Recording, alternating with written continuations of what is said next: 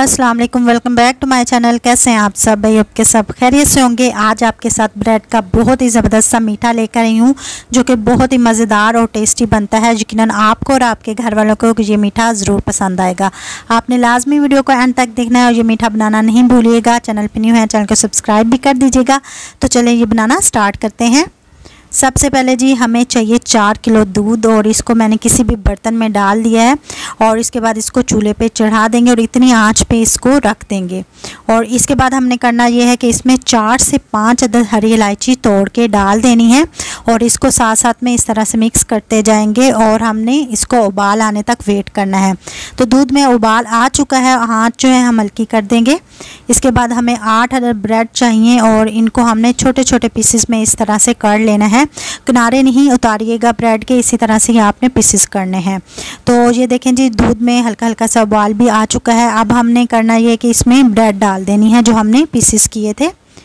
Bread डालने के बाद हमने आंच जो है मीडियम कर देनी है और इसको मिक्स कर लेना है। इस तरह से मिक्स करते जाएंगे और हम इसको मीडियम फ्लेम पे रख के इस तरह से पकाते जाएंगे। हमने इसको इतना पकाना है कि तकरीबन 15 से 20 मिनट तक ये पक जाएगा और साथ में ये गाढ़ा भी होना शुरू हो जाएगा। इसके अलावा ब्रेड जो है वो भी इसमें मिक्स होना स्टार्ट हो जाएगी। तो ये देखें जी ये इतना पक चुका है, लेकिन अभी हम इसको मज़ीद पकाएंगे इस तरह से और चम्मच चलाना आपने नहीं भूलना है।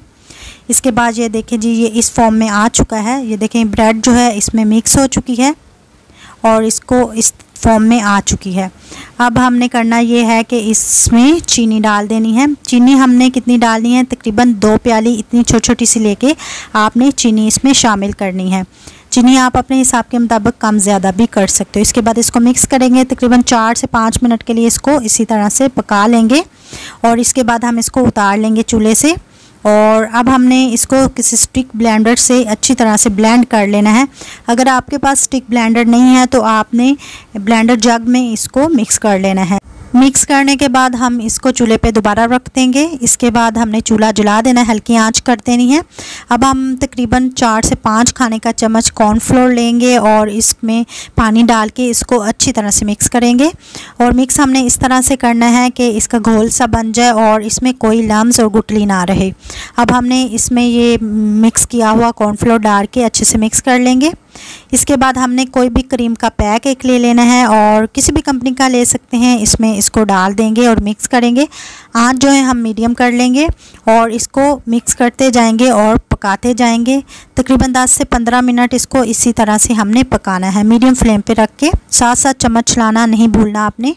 अब हमने इसमें कोकोनट डाल देनी है क्रश की हुई और साथ में ही हम इसके बादाम का पाउडर डाल देंगे इस तरह से। ये भी खुद ही घर में क्रश कर लिया था मैंने। अब हम इसको मिक्स कर लेंगे अच्छी तरह से। अच्छे से मिक्स करने के बाद हम इसको इतना पकाएंगे कि ये गाढ़ापन इसमें आना स्टार्ट हो जाए और आंच जो है मीडियम से लो कर देनी है हमने।